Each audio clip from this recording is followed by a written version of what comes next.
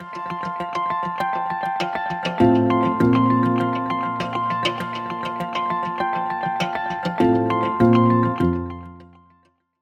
vais débuter la présentation.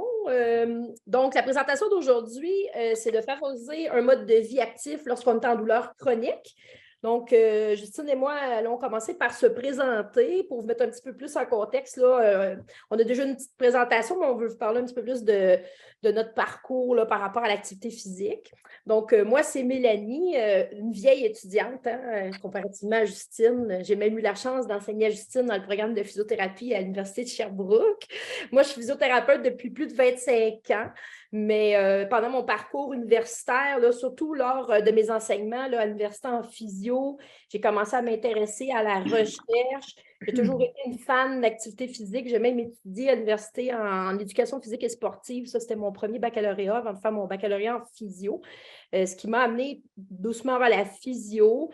Et puis, éventuellement, ma curiosité m'a poussée à continuer en recherche malgré mon âge avancé.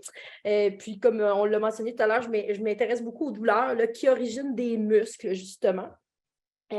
Puis, ben, je suis une grande sportive, fait que ça me fait plaisir de vous parler d'activité physique aujourd'hui. J'ai été entraîneur, j'ai fait du triathlon, longue distance, des Ironman, comme la témoigne ma photo aussi. Je fais aussi des sports d'aventure, du ski de randonnée, ski hors piste. Je fais du vélo, donc tous les sports à peu près, sauf les sports que Judith va vous mentionner comme la danse. Je ne suis pas très artistique dans ma personne. Donc, ça me fait plaisir d'être avec vous aujourd'hui là, et de partager là, certains trucs avec vous là, pour essayer d'avoir une vie plus active. Donc, bonjour. Moi, c'est Justine. Je suis physiothérapeute de formation. Ça fait 5 ans maintenant, ça va faire presque 6 ans. En tout cas, je suis confuse.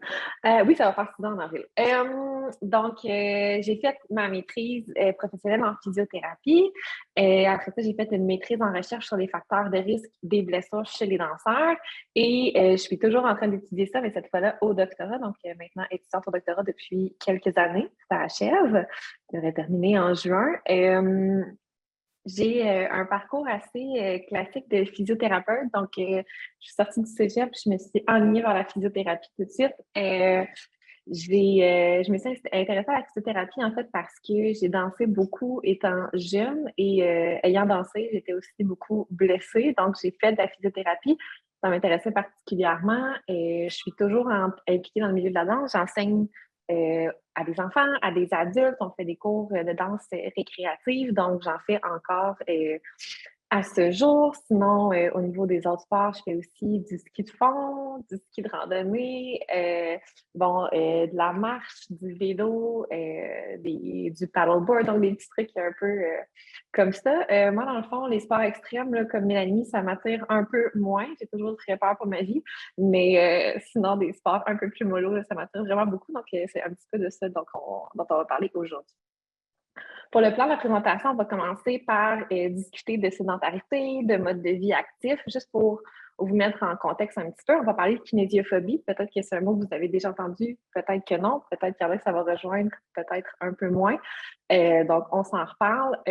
Ensuite, on va tomber à la partie pratico-pratique de la présentation de comment se mettre en marche pour se diriger vers un mode de vie actif. Donc, ça va être très, très réaliste, pratique, hands-on, de vraiment comment on peut aller vers un mode de vie actif. Puis, on va terminer en parlant là, de diverses activités physiques qui pourraient vous intéresser, puis que des fois, on ne pense pas tout le temps.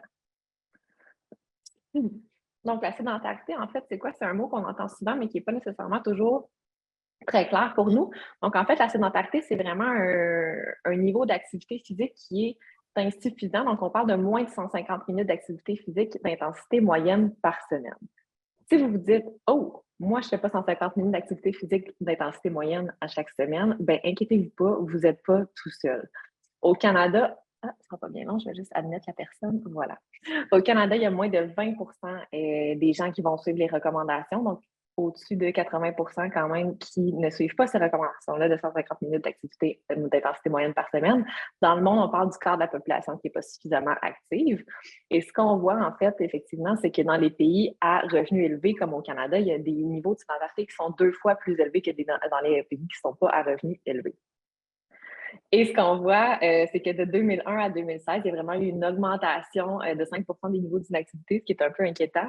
Moi et Mélanie, on avait un débat, mais pas enflammé, un petit débat sur justement depuis la pandémie. Est-ce que ces niveaux-là d'inactivité ont augmenté? Est-ce que ça a diminué parce que les gens se sont mis à bouger un peu plus? Donc, mystère, mais sachez que si vous êtes sédentaire, vous n'êtes pas tout seul. La sédentarité, malheureusement, va avoir des conséquences assez graves. On parle de mortalité accrue, toutes causes confondues, et on parle aussi d'une augmentation de l'incidence de maladies cardiovasculaires, donc tout ce qui est angine, et les crises cardiaques, toutes ces maladies qui sont reliées au vaisseau sanguin et au cœur. Puis on parle aussi de cancer de tout type, mais on en reparle un petit peu tantôt, et de diabète de type 2. Au long de la présentation, on a décidé de vous mettre ça un petit peu plus concret en vous introduisant deux personnages. Moi, je vais vous parler de Paul. Certaines personnes vont peut-être s'associer à Paul, d'autres à Suzanne, que Justine va vous présenter juste après. Donc, Paul, c'est un homme de 67 ans qui souffre de lombalgie chronique depuis près de 20 ans. Donc, il avait eu un accident de travail il y a 20 ans, puis il ne s'est jamais débarrassé de son mal de dos. Depuis ce temps-là, il est accablé par ce problème-là. Il fait aussi de la haute tension artérielle, du diabète de type 2. Il est sédentaire, mais il aimerait vraiment ça faire de l'exercice. Il a beaucoup de volonté, mais il a beaucoup de peur aussi. Il a vraiment peur de se faire mal au dos s'il s'engage dans des activités physiques. Et je vous présente Suzanne. Suzanne, c'est une femme de 42 ans. Elle est adjointe administrative dans un bureau de dentiste, donc passe beaucoup de temps assis. Suzanne, malheureusement, souffre de fibromyalgie depuis 5 ans, donc depuis ses 37 ans.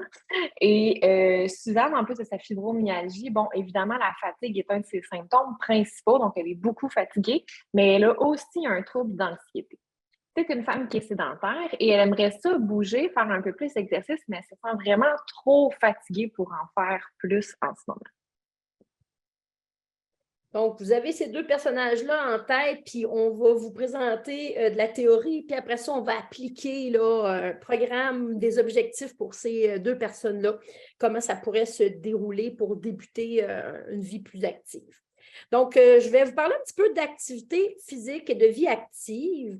Donc, activité physique, si on prend la définition là, pure et dure, c'est tout mouvement corporel là, qui va être produit par les muscles puis qui va requérir une dépense d'énergie. Donc, ça désigne là, tous les mouvements qu'on effectue, soit dans le cadre des loisirs, du travail ou des déplacements. Donc, il ne faut pas penser qu'activité physique veut nécessairement dire aller au gym. Donc, ça peut être de la marche, ça peut être du vélo, ça peut être du sport, ça peut être de la détente active, du yoga, du pilates, puis ça peut même être du jeu. Le jeu, ça peut prendre différentes formes. Donc, c'est juste de bouger puis dépenser de l'énergie d'une façon quelconque.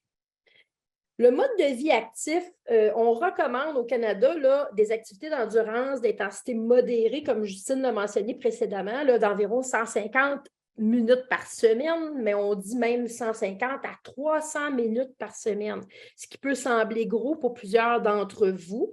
Ou sinon, une activité d'endurance soutenue de 75 à 150 minutes par semaine. Donc, la différence entre l'intensité modérée et l'endurance soutenue, on va en parler un petit peu plus loin. Ça va faire un petit peu, ça va aller avec la dépense énergétique, aussi les zones de travail au niveau cardiovasculaire. Donc, les recommandations mentionnent de pratiquer 2 fois par semaine ou davantage des activités de renforcement musculaire. Encore une fois, on va parler tout à l'heure de la différence entre les activités de renforcement et de cardiovasculaire, puis de limiter aussi le temps de sédentarité en remplaçant certaines activités par des activités qui seraient plus légères. Exemple très simple, prendre les escaliers au lieu de prendre l'ascenseur. Donc, il y a des bénéfices multiples à maintenir un mode de vie actif. C'est comme déjà, Justine en a parlé un petit peu tout à l'heure, on va réduire le taux de mortalité, toutes causes confondues, même s'il y a des maladies ou des comorbidités qui sont présentes. Ça va aider à réduire l'hypertension artérielle, les risques de cancer, puis tous les types de cancers. Là, qu'on parle de vessie, de sein, de côlon, l'endomètre, les reins, ça a un impact sur tous les types de cancers. ça réduit le risque de l'apparition de diabète de type 2 et ça aide aussi à contrôler le diabète lorsqu'il est présent. D'autres choses aussi, hein, dans une population vieillissante, ben, il y a des inconvénients là, qui surviennent. Puis vous savez, si vous-même, vous êtes un peu plus âgé ou c'est des personnes âgées dans votre entourage, souvent, la perte d'autonomie va être très fatale pour plusieurs individus. Donc, un mode de vie actif, plus tôt qu'on commence, puis plus qu'on va avoir un impact sur la prévention des chutes, on va prolonger l'autonomie. On va améliorer la santé mentale, la santé cognitive, améliorer le sommeil, perte de poids. Je pense juste à ma belle-maman là, qui a 87 ans puis qui a fait une chute il y a quelques années, s'est fracturé la hanche. Mais depuis ce temps-là, ça ne va pas bien. Hein? Elle a perdu beaucoup d'autonomie. Elle a besoin d'aide maintenant, d'aide à la marche. Mais avant cette chute-là, elle allait super bien parce qu'elle marchait à tous les jours 10 km. Du jour au lendemain, puis là, ben, prévention des chutes, même si elle est active, elle a quand même chuté. Puis maintenant, elle ne peut plus garder son mode de vie actif, donc elle est en train là, de dépérir là, par cette sédentarité-là. C'est très triste de voir que ça arrive là, chez les personnes âgées, mais ça peut arriver chez les personnes plus jeunes aussi. Au niveau là, plus effets physiologiques, un petit peu plus scientifiques, ben, ça améliore la santé cardiovasculaire. Donc, pensez à tout ce qui est circulation, respiration, les poumons, le cœur. Ça permet une meilleure vascularisation. Le fait d'être actif physiquement, ça va faire que plus d'oxygène qui va s'en aller à nos tissus. On sait que l'hypoxie, le manque d'oxygène dans les tissus, est souvent une source de douleur. Puis on a besoin d'oxygène pour guérir. Ça va retarder l'apparition d'hypertension, on l'a mentionné juste avant. Ça aide à contrôler la douleur et l'inflammation. Quand on fait de l'exercice, on va sécréter des endorphines hein, qui sont des opioïdes qu'on produit nous-mêmes. Donc, il n'y a pas tous les désavantages de la médication antidouleur. Puis, l'inflammation aussi là, va être grandement aidée par l'activité physique. On sait que la présence d'inflammation aussi là, va causer de la douleur. Puis, ça permet aussi de maintenir une densité osseuse. Le fait de s'activer physiquement, on va stimuler nos os. Donc, on va garder une meilleure minéralisation des os, meilleure densité osseuse, puis on va diminuer l'apparition d'ostéopénie, ostéoporose ou de fractures là, en vieillissant. On va passer maintenant à la kinésiophobie. Ce sera pas bien long, et voilà. Donc, la kinésiophobie, en fait, comment c'est défini? C'est vraiment une peur qui est excessive, irrationnelle du mouvement ou de participer à une activité en lien avec une peur de se blesser ou de subir des conséquences qui sont graves. Et en fait, pourquoi ça apparaît la kinésiophobie? C'est en lien avec la croyance que toute activité qui est douloureuse, elle est nécessairement dangereuse et doit être évitée. Et en fait, on parle d'une peur qui est irrationnelle parce que ce lien-là de douleur, donc danger, est un peu erroné. C'est sûrement quelque chose dont vous avez déjà entendu parler. Donc oui, la douleur, c'est supposé être un signal d'alarme dans votre corps, mais quand on parle de douleur chronique, à ce moment-là, c'est plus tout à fait ça. Donc la kinésiophobie, c'est pour ça qu'on appelle ça une peur qui est irrationnelle. On n'est plus nécessairement dans le douleur égale danger.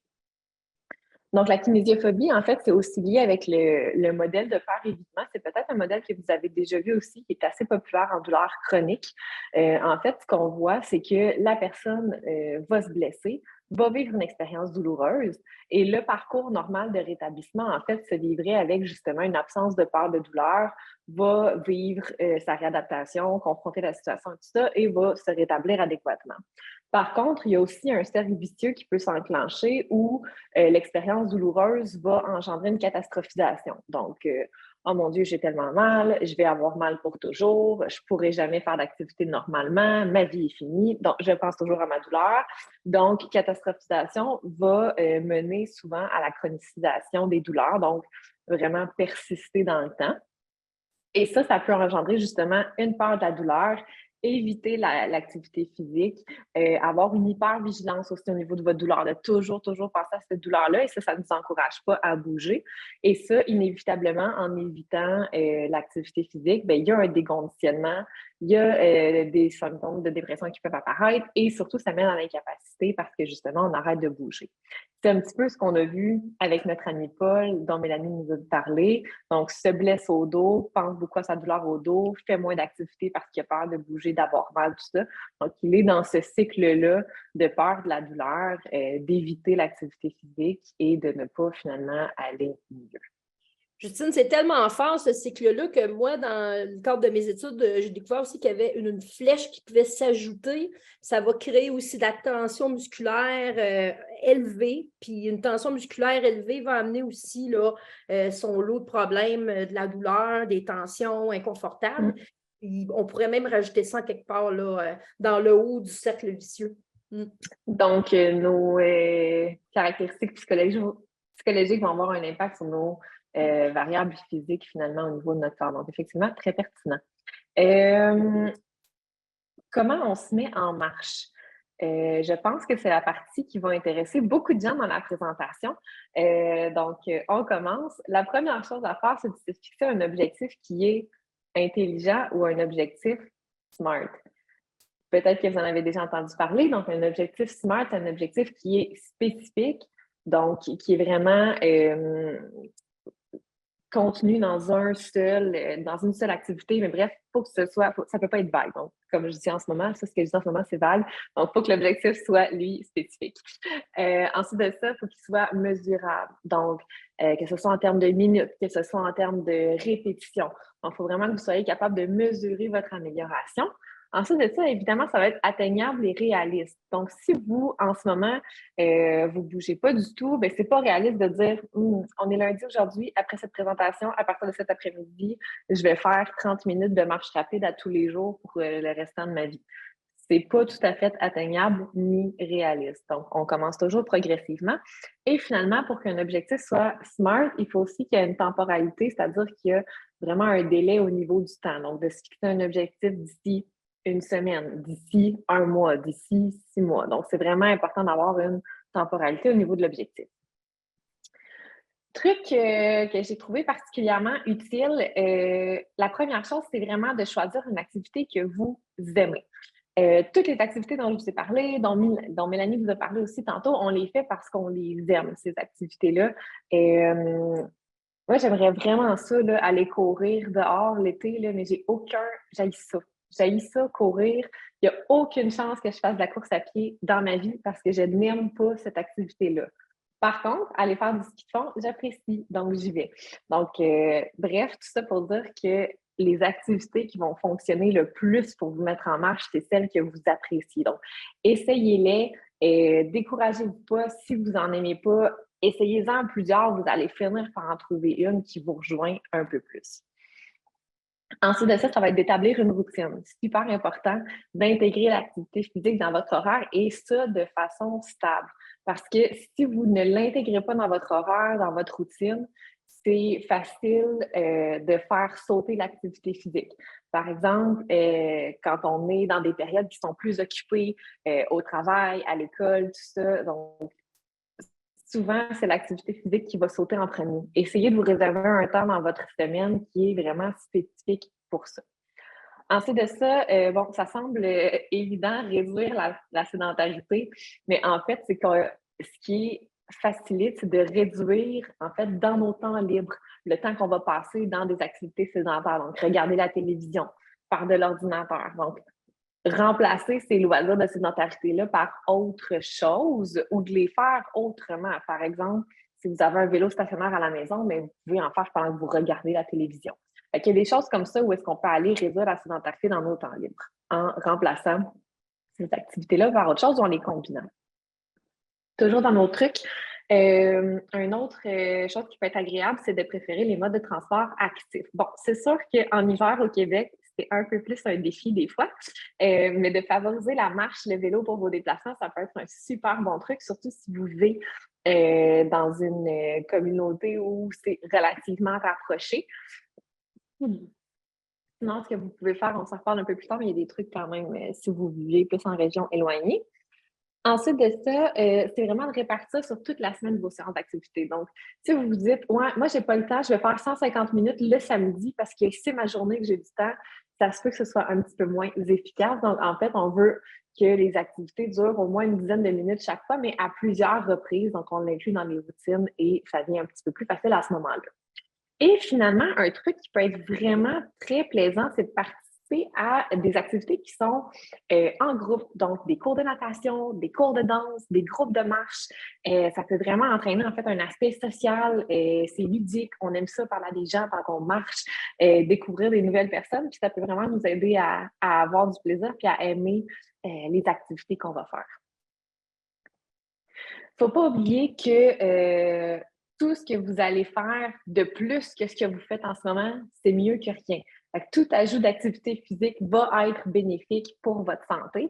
Et ce qui est important aussi, c'est d'augmenter graduellement le temps que vous consacrez à l'activité physique jusqu'à atteindre le niveau recommandé. Comme je vous disais, si vous êtes à 0 minutes d'activité physique par semaine en ce moment, vous ne pouvez pas commencer à 150 minutes instantanément. Il faut vraiment y aller graduellement. En fait, on a aussi trouvé plein de petits trucs pratico-pratiques à la maison, au bureau, pour vous faire bouger un peu plus. Donc, c'est des trucs qui peuvent sembler être évidents, mais bon, je vous l'ai dit quand même. Première chose, remplir sa bouteille d'eau à moitié pour justement aller à l'abreuvoir, la remplir plus souvent. Donc, ça peut être un truc pour se lever plus régulièrement. Passer ses appels téléphoniques en position debout, particulièrement si vous en avez plusieurs à faire. Donc, ça nous oblige à pas être en position assise. Et ensuite de ça, placer des objets que vous utilisez, mais hors de portée. Par exemple, si vous utilisez régulièrement votre brocheuse, mettez-la pas sur votre bureau, mettez-la ailleurs pour avoir à vous lever, marcher un peu, aller brocher vos choses, on revient. Faire des réunions actives. Donc, vous avez des collègues, vous devez parler d'une présentation qui s'en vient, par exemple, ben pourquoi pas aller faire la réunion en marchant sur l'heure du dîner. Ça peut être une des choses à faire. Ensuite de ça, pour ceux qui ont des transports en commun dans leur région, vous pouvez rester debout dans les transports en commun si c'est une possibilité ou faire une partie du trajet assis, mais se lever vers la fin. Donc, ça peut être plusieurs options comme ça.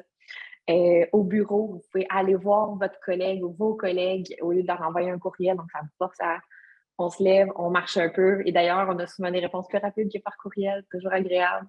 Ensuite de ça, toujours dans le assis debout, on peut prendre une collation debout, prendre une pause active. Donc, comme je vous disais, par exemple, au CHU, à Fleurimont, à Sherbrooke, on a un super beau parcours qu'on peut faire à pied autour de l'hôpital. Donc, bon, des fois, c'est pas très glamour, les parcours à pied autour du travail, mais quand même, c'est des options où vous pouvez aller marcher pendant vos pauses. Ensuite de ça, il y a aussi de programmer des notifications pour se lever régulièrement qui peut être utile parce que, comme je vous disais, quand on ne l'a pas dans notre routine, on n'y pense pas. Donc, si vous avez une notification dans votre téléphone qui sonne à chaque heure, que là, vous savez que vous devez vous lever, bien, au moins, ça vous fait un rappel régulièrement. Ensuite de ça, comme Mélanie disait tout à l'heure, emprunter les escaliers au lieu de l'ascenseur. Bon, c'est peut-être moins réaliste si votre bureau est au 32e étage, mais au lieu d'aller au 32e étage en ascenseur, vous pouvez monter au 30e étage puis faire les 2 derniers à pied. Donc, c'est des options que vous pouvez utiliser. Encore pour ceux qui ont des transports en commun, descendre de l'autobus 1 ou 2 arrêts plus tôt, donc vous marchez un petit peu plus, mais justement, ça nous met un peu plus en forme. Dans cette optique-là aussi, si vous vous dites, bon, Justine, c'est bien beau, qu'est-ce que tu dis, là, mais moi, aller à l'épicerie en vélo, c'est pas une réalité. Mais parfait, stationnez votre voiture un peu plus loin de l'entrée, comme ça vous fait marcher encore. Participer à un club de marche, on en a parlé un petit peu. Et utiliser une application aussi pour compter vos pas. Si vous avez un téléphone intelligent, d'ailleurs, les chances sont que vos pas sont déjà comptés. C'est très, très motivant de voir. Souvent, vous avez des statistiques dans la dernière journée, dans la dernière semaine, dans le dernier mois. Donc, vous pouvez voir votre amélioration aussi. Donc, si vous êtes un peu compétitif avec vous-même, c'est très plaisant. En tout cas, moi, ça a bien fonctionné pour compter mes pas. Mais c'est ça, par exemple, application pour compter vos pas, ça peut toujours être très bien. L'autre chose aussi qui est super importante, c'est de ne pas se décourager parce que souvent, quand on commence un programme d'exercice, d'activité physique, puis tout ça, on se dit « Ah, ça va bien aller, ça va aller juste en s'améliorant, tout est sous contrôle, ça va être une belle activité, j'ai juste du plaisir 100% du temps. » Bon, malheureusement, c'est pas tout à fait ça la réalité. La réalité, c'est qu'il y a des jours que vous allez être plus fatigué. Il y a des jours où vous allez avoir plus de douleur, puis ces jours-là, ça va peut-être vous tenter un petit peu moins. Mais dans ce temps-là, on peut en faire moins, en faire plus le lendemain. Mais c'est ça. Attendez-vous pas que ce soit une belle ascension en ligne droite tout au long de votre parcours vers un mode de vie actif. Malheureusement, ce serait très surprenant que ce soit le cas. Je vous le souhaite, mais ce serait vraiment surprenant. Donc, ne vous découragez pas. Puis même, si je peux me permettre d'ajouter, pour avoir été une athlète de haut niveau, même chez les semi-pros, les pros, c'est comme ça aussi, là. C'est jamais une belle ligne droite.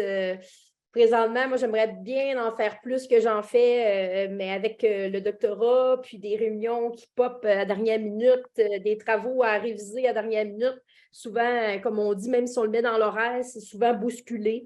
Puis la progression, elle n'est pas selon une belle ligne constante qui monte toujours vers le haut. Donc, dans les prochaines diapositives, je vais vous entretenir justement d'intensité d'activité cardiovasculaire. Vous avez peut-être déjà entendu parler des fameuses zones d'entraînement. Ce qu'on va vous recommander, c'est de peut-être regarder un petit peu ça, mais regarder aussi l'échelle de bord qu'on va vous présenter là, dans les prochaines diapos. Donc, c'est quoi les zones d'entraînement? C'est des zones, habituellement, on travaille sur 5 zones qui divisent la quantité de travail cardiovasculaire, l'intensité de ce travail-là. Donc, c'est basé un petit peu sur la fréquence cardiaque qu'on pourra vous expliquer dans la prochaine diapositive. Donc, si je regarde la zone 1, par exemple, ça va être une activité cardiovasculaire d'intensité vraiment légère à légèrement modérée, ce qui représente à peu près un 50% de notre capacité cardio-respiratoire maximale. La zone 2, c'est un petit peu plus intense. Là, on va commencer à parler d'endurance parce que probablement que la durée de l'activité et son intensité vont augmenter légèrement, ce qui va nous amener vers une intensité plutôt moyenne, modérée. Puis ça, c'est les zones dans lesquelles on va vous recommander là, de débuter l'entraînement. On ne vous recommandera pas vraiment d'aller dans des zones 4 et 5, surtout pas si vous vous prenez en main maintenant. Je vous dirais que même moi, pour avoir été anciennement une athlète de haut niveau, puis aujourd'hui, juste vouloir être en santé, c'est bien rare que je vais aller toucher à ces zones-là, les 4 et 5. Là.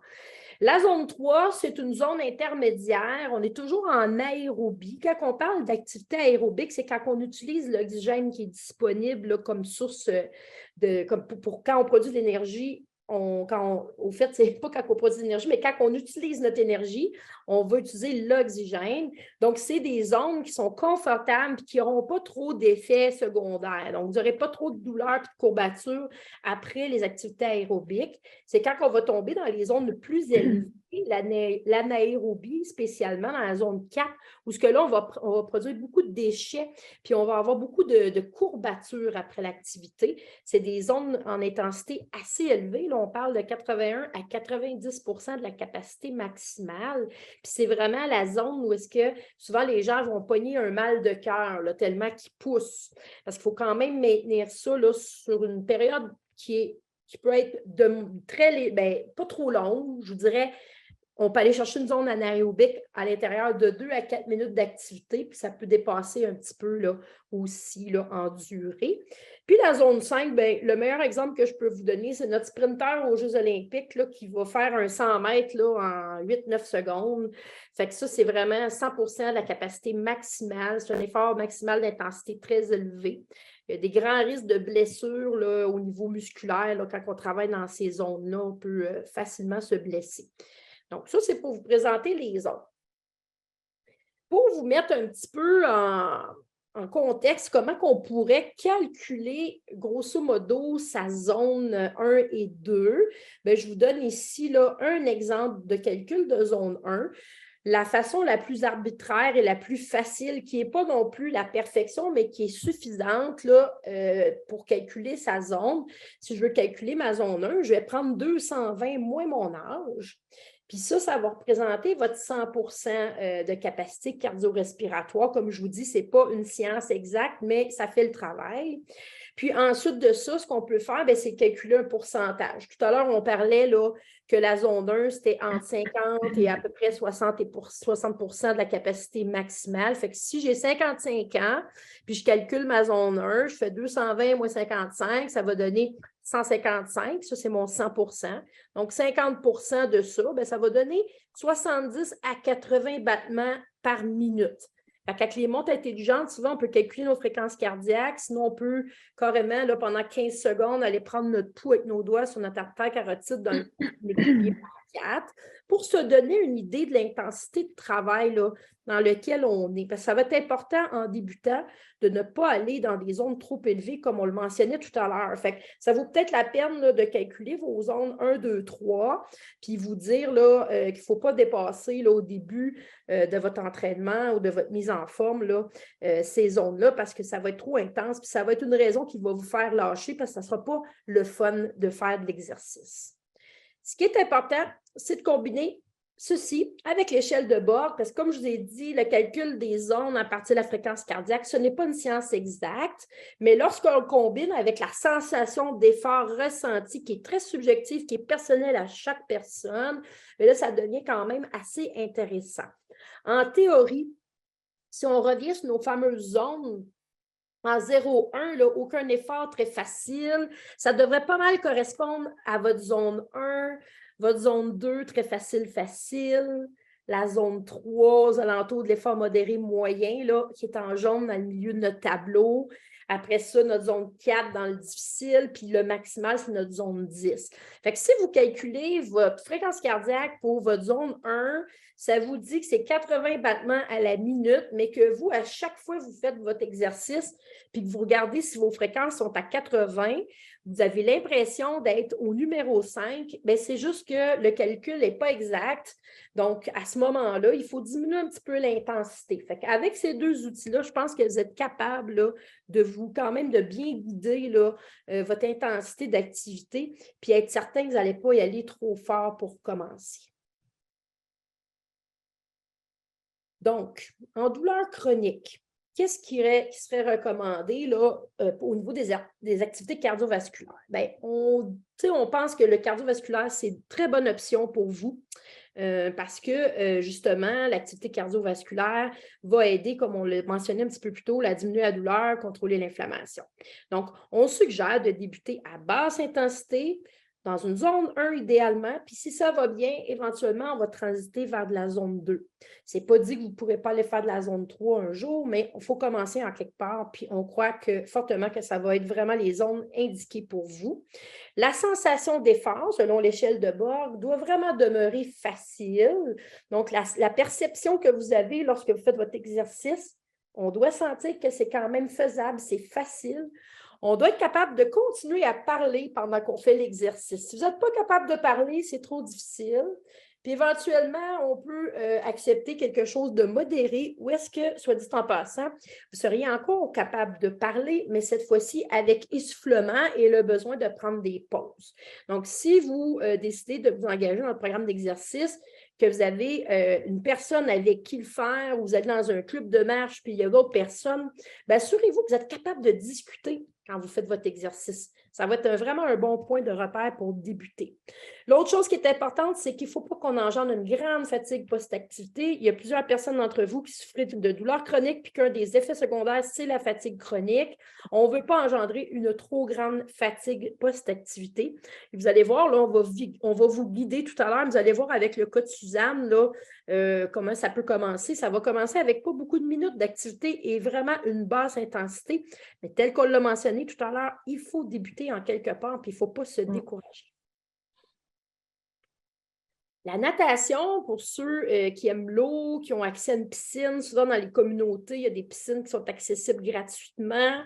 Je vous suggère de vous informer. Je sais que l'association de fibromyalgie, vous pouvez, puis aussi les maladies rhumatoïdes, vous pouvez trouver une liste des piscines qui ne sont pas trop froides, parce que des piscines froides, puis plusieurs personnes qui souffrent de douleurs chroniques ont de la difficulté avec le froid parce qu'ils souffrent souvent d'allodynie. Donc, il y a des piscines qui sont chauffées, qui sont maintenant à des températures confortables. Ce n'est pas toujours des piscines très, très froides. La raison pourquoi les piscines sont souvent froides, c'est pour les équipes de natation, les entraînements de natation. C'est insoutenable pour être une ancienne nageuse de nager, de s'entraîner dans une piscine trop chaude. Mais à l'opposé, les gens qui souffrent de douleurs chroniques, c'est souvent non plus pas soutenable d'être dans une piscine trop froide. Donc, vous pouvez regarder, il y a des cours de groupe. Il y a possibilité de se faire des programmes d'exercice, des fois dans des bains libres. Vous pouvez y aller, il y a du matériel pour faire des exercices, des planches, des nouilles en mousse, des petits haltères en mousse. Il y a différentes options, l'aquagym, l'aquabike, il y a du yoga aquatique, la natation, bien entendu, mais ce n'est pas accessible à tous, la natation. Mais il y a beaucoup d'activités qui se font en piscine, qui sont dans le pas creux ou avec des flotteurs. Ça diminue les impacts sur les articulations. Donc, chez les gens qui ont des problèmes d'arthrose, qui ont mal aux articulations, ça peut être vraiment soulageant là, d'avoir l'effet d'apesanteur qu'offre l'eau. Donc, c'est vraiment une option à explorer là, pour plusieurs d'entre vous. Je vois la discussion, les commentaires en discussion, d'ailleurs, je suis vraiment touchée. On s'en reparle un peu plus à la fin. On va quand même parler encore de quelques activités, puis on en parlera dans la portion questions si ça vous intéresse à ce sujet-là. Donc, je vous parle du renforcement tranquillement. On va parler en fait des 3 types de contractions musculaires, puis après ça, on va parler des différents types de renforcement. Donc, les types de contractions musculaires, il y en a 3. Donc, ils sont définis en fait selon comment le muscle bouge ou ne bouge pas. Donc, en isométrique, le muscle ne bouge pas. Donc, si je prends par exemple mon biceps ici, si je viens serrer, mon biceps est activé, mais mon muscle ne bouge pas. Si au contraire, par exemple, j'avais un petit poids dans ma main puis que je venais monter ici, mon muscle raccourcit. Donc, ça, c'est vraiment une contraction qui est concentrique. Et quand je vais redescendre, mon muscle force encore pour retenir le mouvement, mais ici, il va s'allonger et donc je travaille en excentrique. Pourquoi c'est important ça? Souvent, on va voir que les exercices, en fait, les types de contractions excentriques, donc ceux où on retient la descente, c'est des exercices qui sont beaucoup plus stressants, qui vont mener à plus de blessures. Donc, quand on parle d'exercices violents, c'est peut-être ça aussi qui peut être un peu plus difficile. Ça va créer plus de micro-déchirures au niveau des muscles, puis ça peut vraiment créer plus de douleur. Pour aller travailler en force, donc pour vraiment aller chercher un petit peu plus de renforcement de nos muscles, habituellement, on parle de 5 à 8 répétitions. C'est quoi des répétitions? C'est vraiment le nombre de fois où on va répéter le mouvement. Donc, si je reviens à mon exercice de biceps, ça voudrait dire que je ferais ma flexion du coude 5 fois. Ce serait donc 5 répétitions. Quand on parle de séries, pour le renforcement toujours, on parle de 2 à 4 séries. Et donc, c'est le nombre de fois où je vais faire mes répétitions. Donc, si j'ai fait 5 répétitions, je prends une pause. Toujours important de prendre des pauses à travers votre activité. Et ensuite de ça, on recommence les répétitions. Donc, je pourrais faire 2 séries de 5 répétitions pour un total de 10 répétitions avec une pause entre les deux. Ce qu'on peut faire pour travailler en force, inquiétez-vous pas, vous n'avez pas besoin de poids libre, de machines, de toutes sortes d'équipements très, très haut de gamme. En fait, oui, si vous en avez, vous pouvez les utiliser si vous êtes habitué. Si vous n'êtes pas habitué, s'il vous plaît, commencez avec le poids de votre propre corps, c'est bien en masse, OK? Donc, pour travailler en renforcement, comme je vous dis, ça peut être simplement le poids de votre corps, c'est assez pour commencer.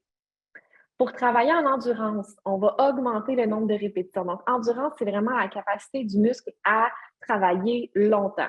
Donc, dans la force, il n'y avait pas nécessairement cette composante-là de durée du travail. Donc, pour travailler en endurance, on va aller faire un petit peu plus de répétitions. Donc, on parle de 15 répétitions et plus, mais on peut aller jusqu'à beaucoup plus, éventuellement et graduellement. On parle aussi de 2 à 4 séries. Donc, c'est toujours des répétitions qu'on veut faire à plusieurs reprises en prenant une pause entre les séries.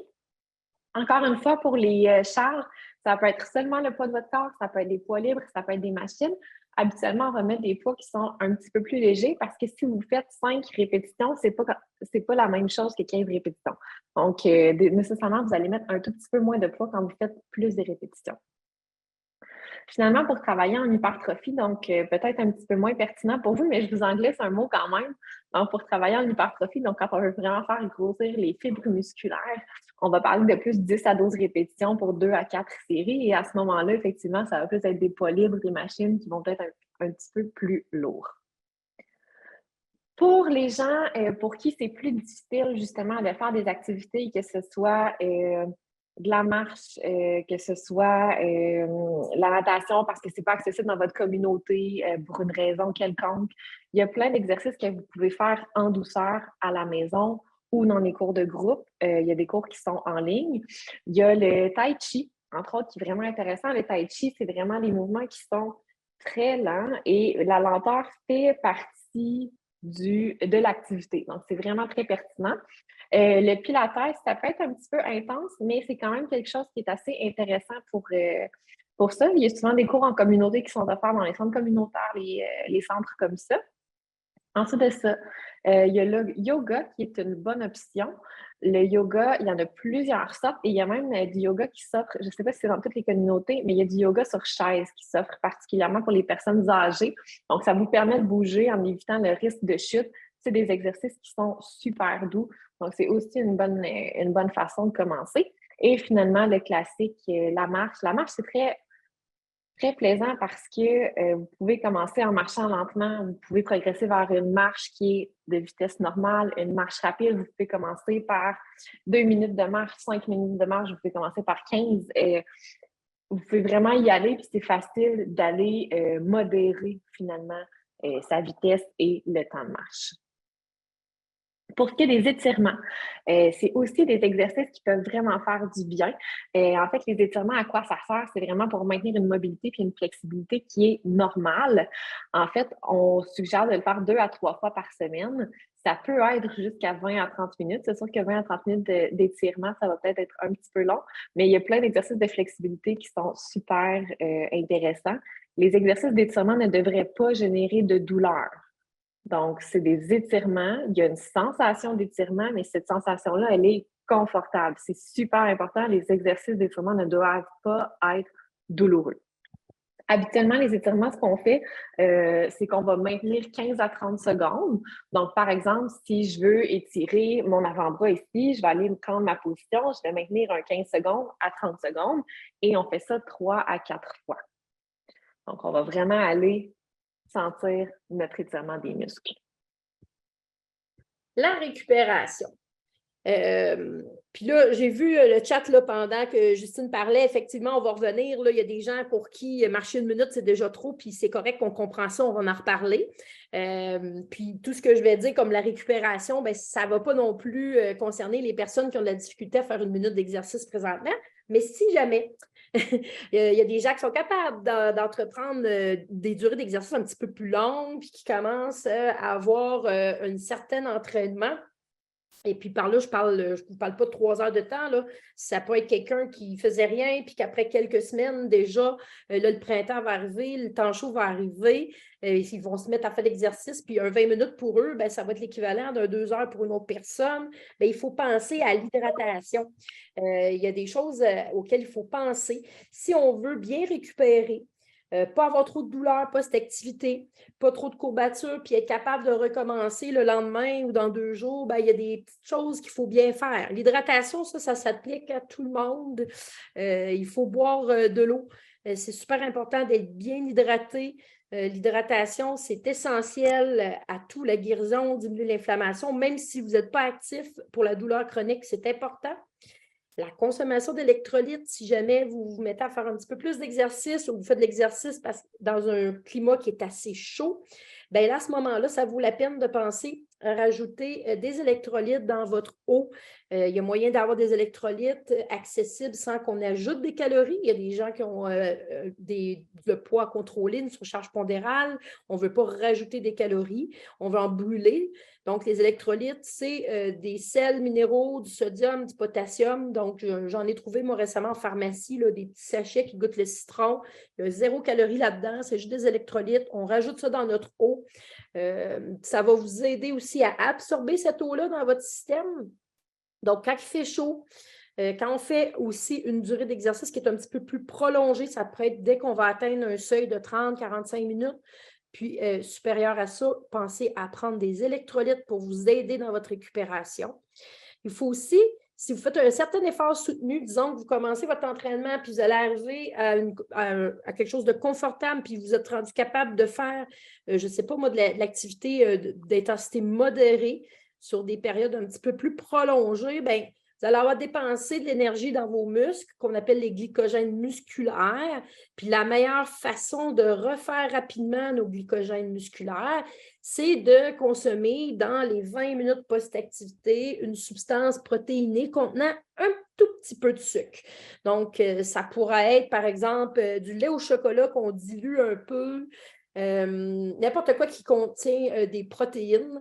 Un petit peu de protéines, parce que la protéine, quand on va la dégrader, on va la dégrader en acides aminés, puis c'est l'unité de base là, pour reconstruire nos fibres musculaires, parce que quand on fait de l'exercice, surtout l'exercice plus de type renforcement, bien, on va briser des fibres musculaires. Ça fait partie de la reconstruction, ça fait partie de l'avancement. Donc, ça va arriver. C'est ce qu'on veut de toute façon, c'est de briser des fibres pour en construire des plus solides et plus aussi à une plus grande quantité. Mais pour permettre cette reconstruction-là, on a besoin là, de consommer quelque chose qui contient un petit peu de protéines. La chaleur, la glace, ça peut être vos alliés. Puis, c'est clair que des personnes en douleur chronique qui vont s'engager dans une vie plus active vont avoir des douleurs, des courbatures. Ça s'applique à tout le monde. Même ceux qui n'ont pas de douleur chronique vont avoir des courbatures, des petites douleurs post-activité. Ce qui est important, c'est de la contenir, cette douleur-là. Donc, on ne voudrait pas que notre douleur de base augmente. On ne voudrait pas qu'une activité physique qui est déclenchée chez moi, une douleur, persiste pendant 4-5 jours. Donc, la chaleur, ça peut aider à détendre vos muscles, ça peut vous aider à la récupération. Puis, si vous avez une zone qui est circonscrite, qui est plus douloureuse, tendue, l'application de glace peut vous aider. Je sais qu'il y a plusieurs d'entre vous qui souffrent d'allodynie, qui ne seront pas capables de tolérer la glace. Peut-être la chaleur sera plus confortable. Peut-être que vous avez aussi la difficulté avec la chaleur.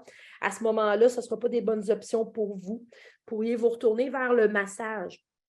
Le massage, ça peut très bien se faire à la maison. Il y a différents dispositifs qu'on peut se procurer pour faire de l'automassage. Ça peut être soi-même se masser, demander à notre partenaire de vie de nous masser. Ça peut être un spa, un bain qui a des jets. Ça peut être une balle de tennis pour se masser des points précis. Sinon, il y a plein de petits cossins qu'on peut acheter. Moi, je suis une fervente de massage. Ma chaise d'ordinateur, je peux la brancher, elle masse, elle chauffe. J'ai un coussin masseur, j'ai un massage gun où est-ce que je peux aller me masser à des endroits précis. Donc, il existe plusieurs manières là, d'introduire le massage dans votre récupération. Par rapport, on va vous donner des petits trucs de pro. On en a parlé un petit peu au début, mais on revient là-dessus. C'est important de se fixer des objectifs à court terme. Les gens ont tendance à se fixer toujours l'objectif terminal, final. Essayez, si vous décidez de prendre votre vie plus activement, de vous fixer des objectifs à court terme. Donc, dans la prochaine semaine, qu'est-ce que je vise? Dans le prochain mois, ça va être votre moyen terme. Puis ça serait quoi mon objectif dans les 3-6 prochains mois? Mais c'est important de découper ça en petits morceaux. Puis après une semaine, vos objectifs court terme, si vous vous rendez compte qu'ils sont trop difficiles puis que vous n'avez pas réussi à les atteindre, bien, vous vous rassoyez puis vous reconsidérez puis vous les diminuez s'il faut. Il faut avoir un plan clair. On en a parlé un petit peu plus tôt. Il faut se donner une idée de qu'est-ce qu'on veut, qu'est-ce qu'on aimerait atteindre. On se fixe des objectifs SMART qui vont nous aider à faire un plan. Et puis après ça, on va pouvoir fragmenter l'activité physique qu'on veut faire dans nos objectifs, puis l'insérer dans notre horaire. Donc, c'est super important. Moi, dans mon horaire, j'ai toujours du temps pour l'entraînement. Je suis en meeting depuis 8 heures ce matin. Quand on va finir notre rencontre, je mange, puis après ça, je vais aller faire un petit 30 minutes dans les sentiers avec mon chien parce que si je ne me l'impose pas, ben, je vais être à 9 heures ce soir encore devant mon ordinateur en train de travailler, puis je ne l'aurais pas fait. Puis, il faut créer une routine. La routine, ça inclut le repos, spécialement chez une clientèle qui a des douleurs chroniques. Le repos fait partie de l'entraînement. Donc, on veut faire attention pour ne pas avoir trop de kinésiophobie puis penser que si on fait de l'exercice, on va toujours se blesser puis se faire mal. Mais quand j'ai fait de l'exercice, il faut inclure le repos. Donc, c'est pour ça qu'on vous demande de débuter de façon très progressive. On va avoir des petites victoires à chaque fois qu'on fait de l'exercice ou à chaque semaine, à chaque jour, comme on s'est fixé nos objectifs court terme. Il faut vivre ces petites victoires-là. Il faut que ce soit très, très, très progressif. Si je reviens avec Paul, on se rappelle de Paul qui s'était fait mal au dos il y a 20 ans puis qui souffre toujours de douleurs chroniques. Paul, il veut vraiment, on avait dit, avoir un mode de vie plus actif. Fait que Paul nous a mentionné qu'il y avait une piscine à la maison, qu'il y avait un équipement d'entraînement chez lui. Là, il y avait quelques poids libres et des élastiques. Il y a des élastiques aussi qui sont de moindre résistance que le physio y avait donné là, quand il a fait de la physio il y a quelques années. Il y a un vélo. Donc, lorsque la belle saison va revenir, il dit qu'il pourrait utiliser son vélo, mais il aime beaucoup marcher. Donc, si on fixe un objectif avec Paul, on s'assoit avec lui, puis on regarde qu'est-ce qu'on pourrait faire comme objectif SMART. Bien, Paul, il nous mentionne que vu qu'il aime beaucoup la marche, puis que l'épicerie n'est pas trop loin de la maison, il dit qu'il aimerait vraiment ça, être capable d'aller faire son épicerie à pied. Il s'est acheté justement un sac sur roulette pour lui permettre de faire ça, mais il ne sait pas comment s'y prendre là, pour y arriver. Donc, il nous mentionne que ça prend 30 minutes à aller à l'épicerie, aller-retour, donc 15 minutes se rendre, 15 minutes pour revenir. Donc, d'ici un mois, on aimerait ça que Paul puisse aller à l'épicerie, faire des courses puis revenir à la maison. Donc, nous, pour Paul, pour commencer, on suggère, puis peut-être que ça ne fonctionnera pas, il va falloir diminuer, puis peut-être que ça va être trop facile, il va falloir augmenter. On n'a pas le savoir, nous, absolu non plus. Nous aussi, comme thérapeute, on va faire des erreurs dans la prescription d'exercice avec nos patients, mais on pense que pour Paul, ce qui serait intéressant pour débuter, ça serait un programme de renforcement doux. Donc, à raison de 3 fois par semaine. Donc, on alternerait les journées, le lundi, le mercredi, le vendredi. Paul ferait les exercices suivants. Il commencerait, il y a aussi un vélo stationnaire que je n'ai pas mentionné, jusqu'à temps qu'il fasse beau dehors, il peut faire du vélo stationnaire. Donc, il pourrait commencer par 5 minutes de vélo stationnaire en zone 1. Donc, juste pour dire qu'il va avoir un petit peu chaud, sans plus. Après, il pourrait faire un quart de squat. Donc, un quart de squat, c'est vraiment pas gros, hein? C'est juste, par exemple, on pourrait se placer devant une chaise et penser à vouloir aller s'asseoir, juste entamer, débuter le mouvement de descente, puis de revenir sans plus. Donc, il pourrait nous faire là, 5 répétitions de ce quart de squat-là, prendre 1 à 2 minutes de repos, puis refaire une deuxième série. Fait que déjà, on irait renforcer ses fessiers, ses quadriceps, ses ischios jambiers. Puis, pour renforcer aussi les mollets, pour l'aider dans sa marche, on pourrait lui demander de monter sur la pointe là, des pieds. 5 répétitions. Encore une fois, prendre 2 minutes de repos, puis répéter pour 2 séries. Fait que pendant 3 jours par semaine, il commencerait avec ce programme de renforcement-là. Puis ensuite, il pourrait aussi intégrer entre les journées où est-ce qu'il ne fait pas de musculation, commencer à marcher un petit peu plus. Donc, on sait que Paul, lui, est déjà capable de marcher un peu. Son problème de dos ne lui cause pas trop de douleur s'il marche là, 5 à 10 minutes. Donc, on pourrait débuter avec un 5 à 10 minutes de marche à raison de 3 fois semaine. Donc, il pourrait y aller les journées qu'il ne fait pas de musculation, donc soit le mardi, le jeudi et le samedi, puis prendre le dimanche de repos. Si on voit que c'est trop, on pourrait couper soit dans la musculation, soit dans la marche, mais on essayerait avec lui la première semaine un truc qui ressemblerait à ça. Parlons maintenant de Suzanne. Suzanne, elle aime beaucoup la marche, elle aime le yoga. Mais par contre, Suzanne n'a aucun équipement d'entraînement à la maison et de toute façon, elle n'aime pas ça faire des exercices de renforcement. Donc, c'est pas une bonne option pour elle. Donc, elle veut vraiment viser la marche, le yoga, tout ça, des exercices assez doux. Suzanne, on ne vous l'a pas dit, elle est voisine de Paul et ils sont bien copains. Et dans le fond, elle, Suzanne, quand Paul lui a parlé de son objectif d'aller faire son marché à pied, d'ici un mois, elle a décidé de se joindre à lui. Par contre, c'est pas parce qu'ils ont le même objectif qu'ils vont nécessairement avoir le même programme parce que Suzanne n'a pas de vélo stationnaire, n'a pas de piscine et malgré qu'elle pourrait emprunter la piscine à Paul, ça ne tente pas tant que ça. Et elle ne veut pas faire d'exercice de renforcement avec des poids libres. Donc, ce qu'on a décidé de faire pour Suzanne, et surtout que Suzanne a beaucoup plus de fatigue dans ses symptômes, alors que Paul n'en a pas. Donc, pour Suzanne, on va commencer avec seulement 3 fois par semaine. Donc, il faut vraiment avoir au moins un jour de repos entre chaque journée d'activité. Et ce qu'on va faire, c'est que Suzanne, comme elle aime bien marcher et elle marche déjà un tout petit peu, on va faire 10 minutes de marche pour débuter. Ensuite de ça, on va faire une salutation au soleil, qui est un enchaînement en yoga. Et on finirait avec un étirement des ischio-jambiers, donc où elle va étirer les muscles derrière sa cuisse pour 30 secondes. Et là, Suzanne débute son programme et aux misères, la salutation au soleil, c'est beaucoup trop long, ça ne fonctionne pas, elle est fatiguée toute la soirée après, elle est fatiguée le lendemain, ça n'a pas fonctionné. Ben, la prochaine fois, au lieu de faire une salutation au soleil complète, Suzanne décide de faire seulement la moitié. Donc, c'est des choses qu'on peut faire. N'hésitez pas à adapter.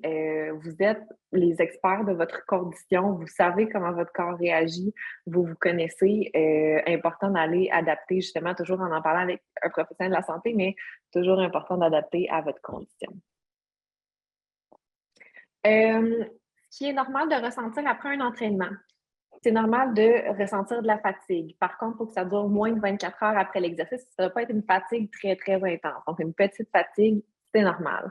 Ensuite de ça, des douleurs qui sont légères. Donc, on parle de moins de 4 sur 10 sur le chiffre de 0 à 10, là où 0, c'est aucune douleur, 10, pire douleur imaginable.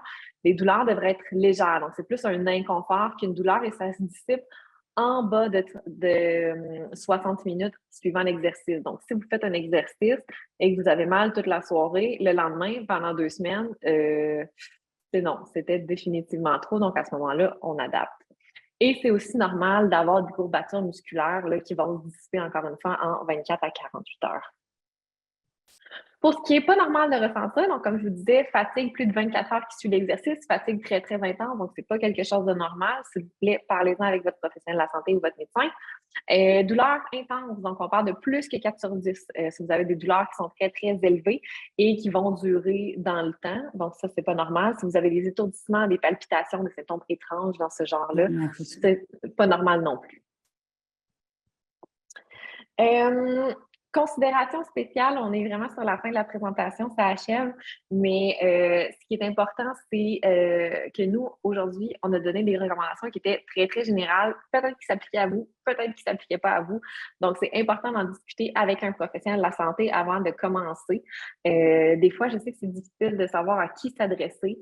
Peut-être commencer à en parler avec votre médecin, d'en parler avec votre physiothérapeute, il y a des kinésiologues aussi qui peuvent travailler avec les gens en douleur chronique.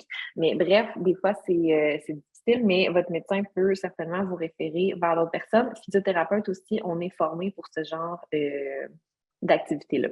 Justine, c'est justement, Justine, excuse de t'interrompre, mais c'est justement, oui, vas-y. Il y a quelqu'un qui en a discuté justement dans le chat, qui avait vu un kinésiologue puis que c'était trop intense. Moi, pour avoir un background en kinésiologie avant de devenir physio, ça peut être trop intense, effectivement. C'est Annick qui a fait ce commentaire-là. Je pense que ça vaut peut-être la peine de chercher un physiothérapeute qui est spécialisé en douleurs chroniques, que vous pouvez trouver à partir du site de l'Ordre des physiothérapeutes du Québec. Puis à partir de là, je pense que ça serait probablement dans vos cas à vous, la personne la mieux indiquée pour vous diriger sur une prise en charge là, en activité physique, effectivement. Effectivement. C'est sûr qu'on a l'air de prêcher pour notre paroisse, mais sérieusement, en physiothérapie, on est formé pour ça. L'autre chose qui est importante à considérer, c'est que les soins, les activités soient personnalisés à votre condition, à vos envies, à ce que vous avez, à ce que vous aimez faire finalement. Et ce qui est important aussi, c'est de considérer les comorbidités. Donc, si vous avez un trouble anxieux, si vous avez une dépression, ben peut-être que ça va être pas mal plus difficile de vous mettre en marche, de commencer un mode de vie actif. Donc, c'est toutes des choses qu'il faut considérer quand on commence. Donc, ce qu'on veut que vous reteniez pour aujourd'hui, c'est vraiment qu'il faut y aller chacun à son rythme. Il faut que ce soit une progression qui soit lente, très, très, très progressive, de se fixer, des objectifs qui sont smart, qui sont intelligents, donc qui sont spécifiques, mesurables, atteignables, réalistes et qui ont une temporalité. De choisir des activités qui vous parlent, que vous allez aimer, que vous allez avoir hâte d'aller faire, de limiter votre fatigue et surtout de limiter la douleur là, après l'activité. Et le plus important, c'est vraiment d'aller bouger. Donc, on voudrait remercier le RQRD et le RQSD qui nous ont invités, la QDC qui nous accueille aujourd'hui pour la présentation. Donc, on est très content de vous rencontrer. On vous a mis quelques ressources utiles ici qui sont en fait les sites qu'on a utilisés un petit peu pour la présentation. Donc, l'Organisation mondiale de la santé, Santé publique Canada aussi. Il y a, Justine Lamy parlait de l'Ordre des physiothérapeutes. Donc, c'est le site qui est ici, oppq.qc.ca, où vous pouvez aller chercher des physiothérapeutes dans votre région. On voit aussi qui, justement, a quelle spécialité. Donc, c'est très très, très facile à utiliser comme utilisateur de soins en physiothérapie. Donc, je vous invite à aller le consulter.